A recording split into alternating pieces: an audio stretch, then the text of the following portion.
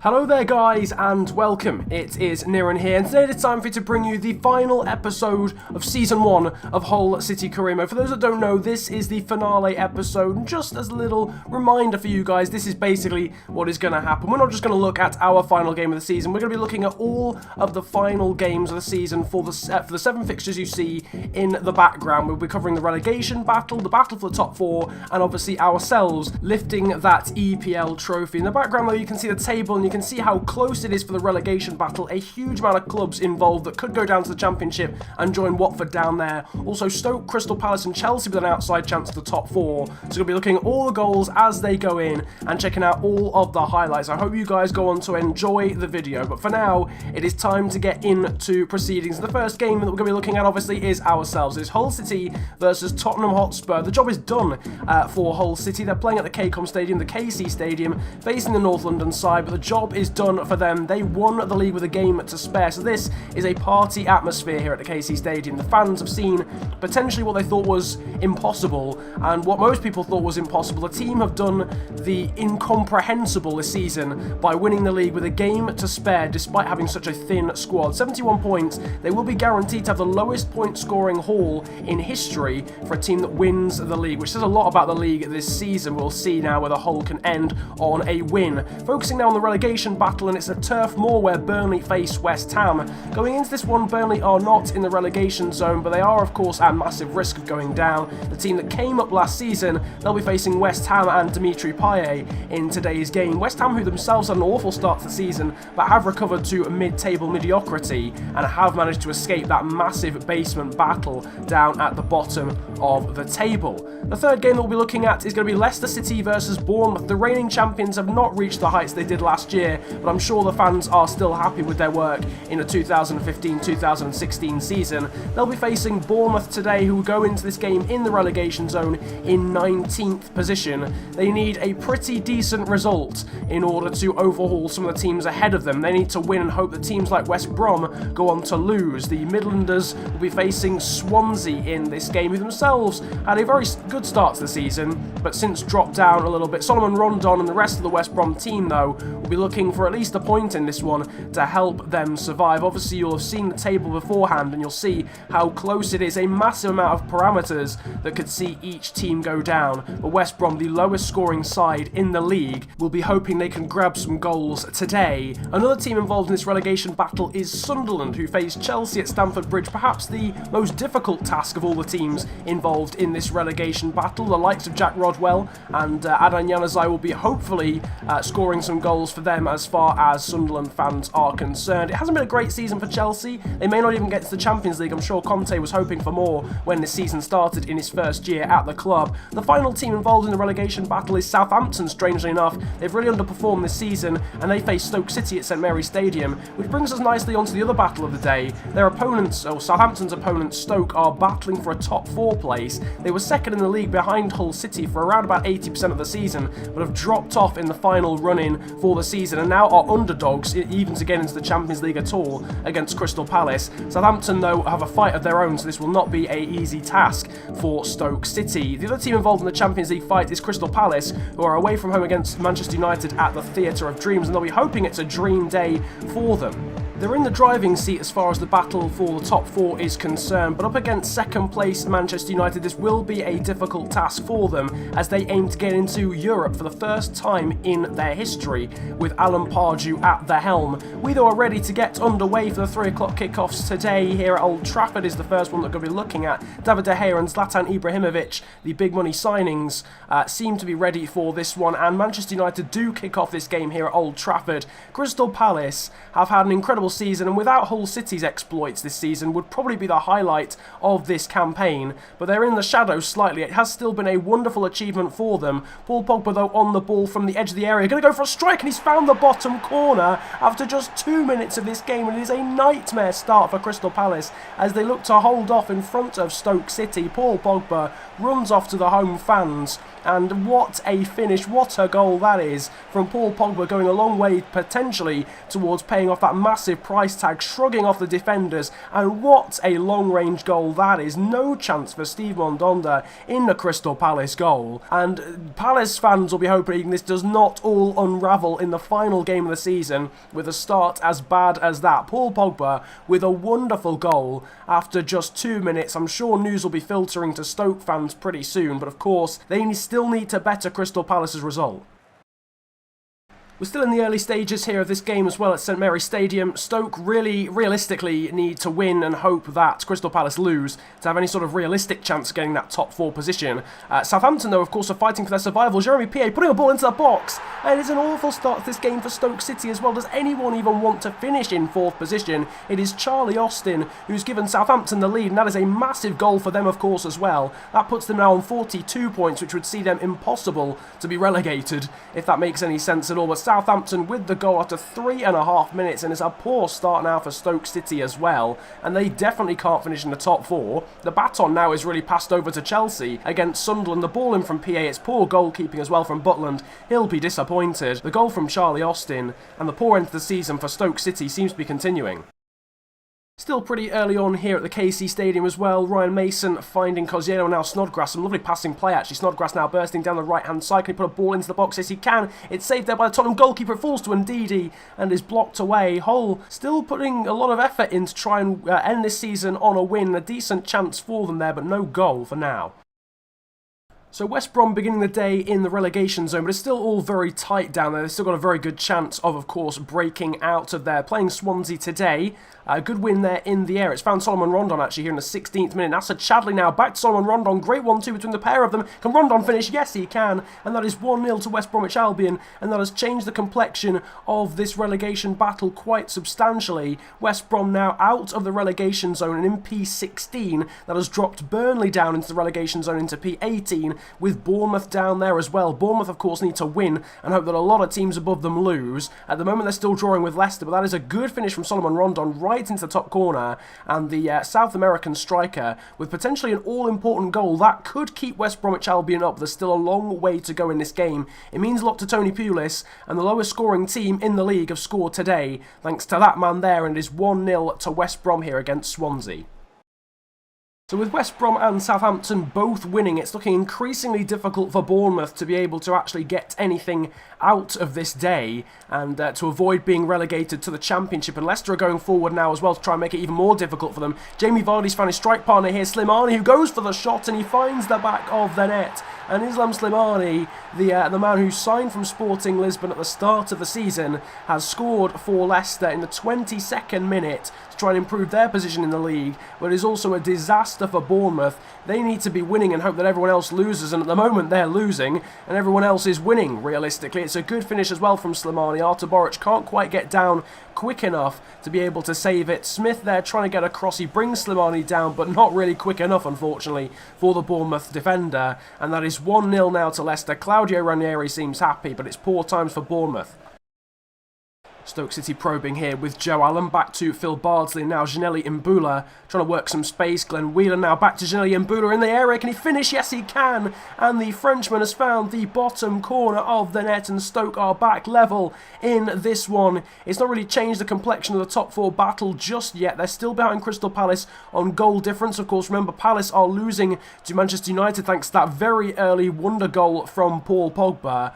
But if Stoke can score one more goal, they'll be back in a Champions League spot, that all-important 4th position. For now, they're drawing, and Mark Hughes seems very, very, very relieved, it has to be said, with that goal. They still need another one, though, to finish in 4th place, but it is now 1-1 here. Here's Daniels to Joshua King, trying to get Bournemouth forward here. They desperately need a goal. That is a wonderful ball, though, from the Norwegian to find Callum Wilson into the box, gets past Morgan and puts the ball past Kasper Schmeichel. And in a flash, Bournemouth are level here at the King Power Stadium in the 37th minute. It is a great goal from Bournemouth. What an assist that was from Josh King to find Callum Wilson. Composure for him to go past Wes Morgan and then puts the ball the other side of Kasper Schmeichel. Great, great goal from Bournemouth with only 7 minutes of this half to go. Again, they're still in the relegation zone. They need to find another goal, but if they do so, they'll be out of the relegation zone. They won't be at risk of being relegated if they can find another one. Callum Wilson getting them on the right tracks, though.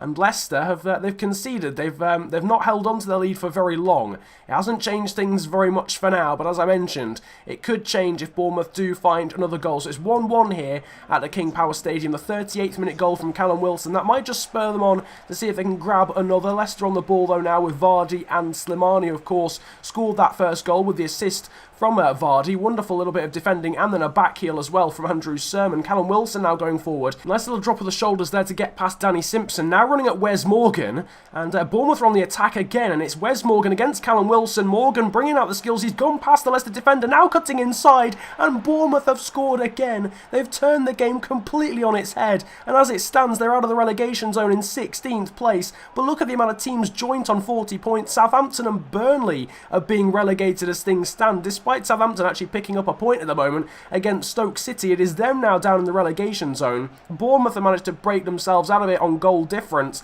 and what a solo goal that is from Callum Wilson, who's got 2 goals in as many minutes, and with that, Eddie Howe quite rightfully is extremely pleased. No luck for Burnley as of yet here at Turf Moor, and they need to find something because at the moment they're going down because of the wins at the moment for Bournemouth and West Brom. A chance here for them. John Flanagan going for the shot of all people, and it flashes just wide of the goal. That would have been a chance, just 2 minutes and a half to go, just past the West Ham post there of Adrian. And Burnley are needing a goal, and you can see how much it meant there to Sean Dyche. No goal for now though.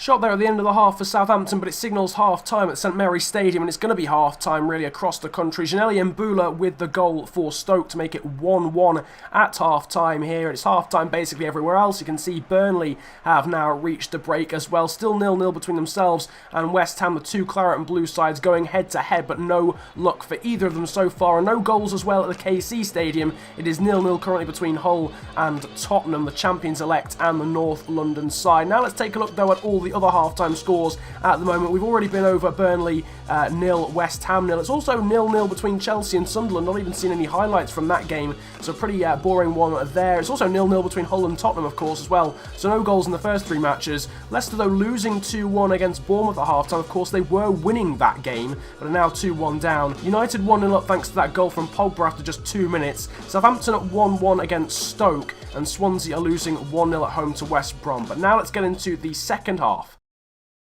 Swansea bring the ball clear now here with Leroy Fer, and going attacking as well for this one. There's a run being made in the centre of the park. It is Jack Cork. And West Brom defenders need to go towards him. He's being allowed to run through. Jonas Olsson not going towards him. Can Cork finish? Yes, he can. And West Brom, you wouldn't have thought they were involved in a relegation battle with poor defensive play like that. And just 5 minutes into the second half, Swansea have equalised. And that potentially drops West Brom back into the relegation zone, back onto 39 points, which is not enough for them to survive as things stand. Ben Foster getting an arm to it, but it's not enough. And West Brom there with just poor commitment. It's now 1-1. Swansea are level in this one. Finally, a bit of action here at Stamford Bridge. Chelsea with a corner. Eden Hazard will take, and he's got Willian here coming for a short one. Lovely scoop turn for him to get away from Jermaine Defoe. Can he finish? It's a great solo goal from Willian. The Brazilian finds the back of the net, and this is poor for Sunderland. This is bad news for them. They're now losing, and a lot of the relegation rivals are winning at the moment. Willian with a lovely solo goal from the short corner. One of the first chances, really, of this game. Jordan Pickford is unable to keep it out. Potentially could have done a little bit better. Can only deflect the ball back into his own net. Willian, though, giving Chelsea the lead. They still do have an outside chance of actually getting the top 4 position. They need Southampton to score again, though. You can tell that Bournemouth are starting to drop back here and defend now and just try and guard their 2-1 lead. It means so much to them, but Leicester going forward. Daniel Marti finding Slimani, and what a goal that is! His second of the game, and what a way to do it from Islam Slimani. And that has changed things again. Bournemouth are now only drawing and are back down into the relegation zone. That means a reprieve now for Sunderland, who can now sit in P17 in the table. West Brom still going down as things stand, but now Bournemouth are as well on 38 points. Ironically, they got the best goal difference out of any of the teams involved in this relegation battle, but the points tally is not enough. What a goal, though, that is from Slimani. Take nothing away from the finish. It is now 2-2 here at the King Power. Southampton potentially could start to take it a little bit easier. They are basically guaranteed to stay up as things stand. They're in P14, but a nasty off-the-ball challenge there from the first goal scorer, Charlie Austin, and he could be in trouble actually with this one. He's lashed out a Ryan Shawcross, and the referee has decided that he is in trouble. It is a straight red card for Southampton's goal scorer and striker, Charlie Austin. Phil Bardsley, quite rightfully, potentially just asking what on earth Charlie Austin was doing, or Eric Peters, sorry, and Charlie Austin off the ball, potentially going for the ball, but it's a rash challenge on Ryan Shawcross, and Southampton are down to 10 men. Chelsea still looking to end their pretty mediocre season on at least somewhat of a high, but Sunderland have won the ball back here with Javier Manquillo. Now to Jermaine Defoe. There's plenty of runners here. Jack Rodwell now finding Andan Januzaj. Can Januzaj score? Yes, he can. He puts the ball into the back of the net, and the man on loan from Manchester United has dealt a serious body blow now to Chelsea, and that is now Sunderland on to 40 points, and they are now making a bit of a break away from the relegation zone. Even better now that Bournemouth are only drawing, and that West Brom are doing the same. Sunderland, though, now drawing as well. And it's a big goal for them, a goal that could see them stay in the division, scored by Adnan Januzaj, the man with multi-nationalities, and Antonio Conte again disappointed, as he has been for the majority of the season.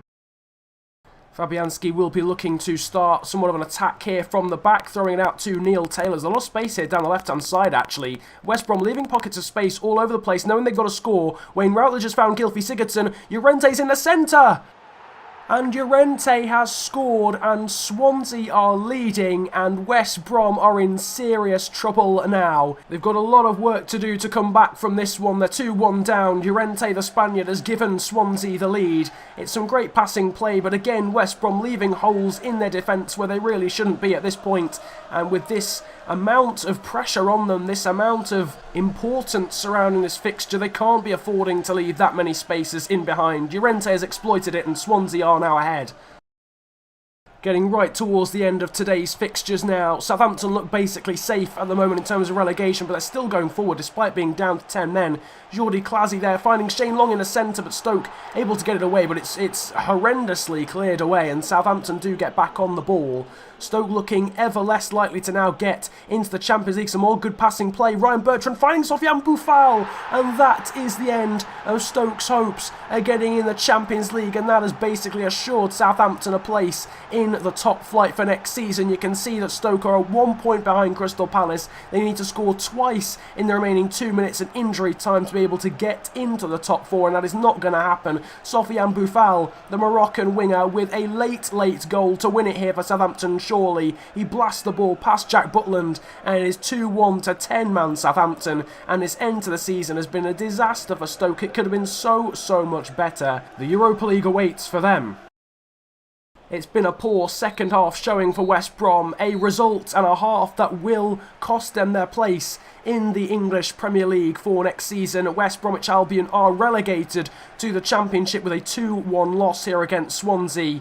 And Ben Foster looks massively disappointed, and I'm sure the fans and the players and of course the West Brom manager will be. They are down, and Stoke look pretty disappointed as well. They've lost here against Southampton, and with that end their hopes of reaching the Champions League for the first time in their history. Instead, it'll be Crystal Palace who reach the Champions League for the first time in their history. They will be there alongside Manchester United, who they've been beaten by today. They of course finished second in the league. Crystal Palace doing an incredible job, let's be honest, getting into the Champions League, and perhaps without the exploits, as we mentioned earlier, of Hull City, they'd be the story of the season. As it happens, they potentially are not. Despite their great achievement this season, it is Hull City who will steal the headlines. It's a 0-0 draw against Tottenham Hotspur to end the season, but more importantly than that, it is a Premier League title against all of the odds. Incredible scenes. We thought we'd seen just a massive surprise last season with Leicester City winning the league, but instead Hull City have gone above and beyond.